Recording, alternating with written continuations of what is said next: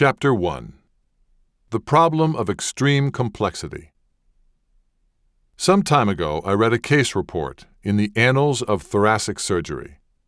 It was, in the dry prose of a medical journal article, the story of a nightmare. In a small Austrian town in the Alps, a mother and father had been out on a walk in the woods with their 3-year-old daughter.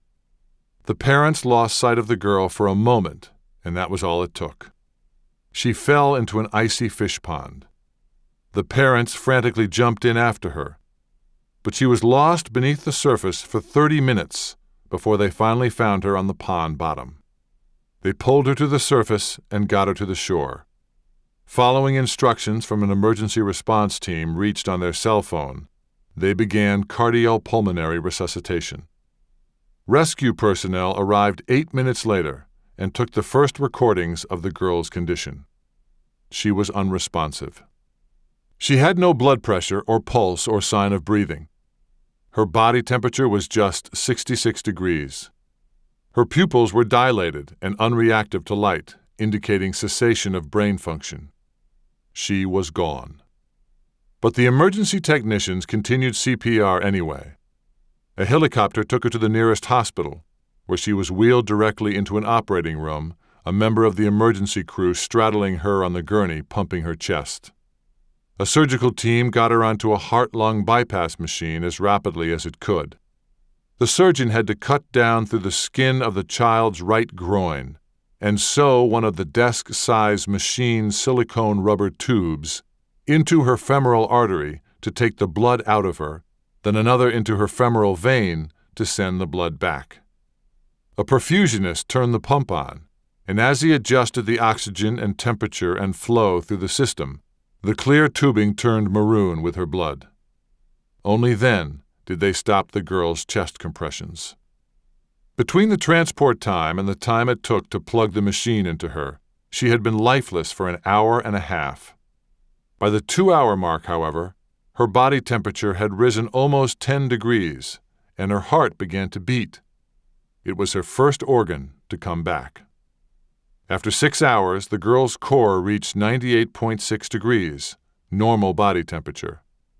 The team tried to shift her from the bypass machine to a mechanical ventilator, but the pond water and debris had damaged her lungs too severely for the oxygen pumped in through her breathing tube to reach her blood. So they switched her instead to an artificial lung system known as ECMO, extracorporeal membrane oxygenation. To do this, the surgeons had to open her chest down the middle with a power saw and sew the lines to and from the portable ECMO unit directly into her aorta and her beating heart. The ECMO machine now took over. The surgeons removed the heart-lung bypass machine tubing. They repaired the vessels and closed her groin incision. The surgical team moved the girl into intensive care, with her chest still open and covered with sterile plastic foil. Through the day and night, the intensive care unit team worked on suctioning the water and debris from her lungs with a fiber-optic bronchoscope. By the next day, her lungs had recovered sufficiently for the team to switch her from ECMO to a mechanical ventilator, which required taking her back to the operating room to unplug the tubing, repair the holes, and close her chest. Over the next 2 days, all the girl's organs recovered: her liver, her kidneys, her intestines, everything except her brain. A CT scan showed global brain swelling, which is a sign of diffuse damage, but no actual dead zones. So the team escalated the care one step further. It drilled a hole into the girl's skull, threaded a probe into the brain to monitor the pressure, and kept that pressure tightly controlled through constant adjustments in her fluids and medications. For more than a week, she lay comatose. Then, slowly, she came back to life. First, her pupils started to react to light.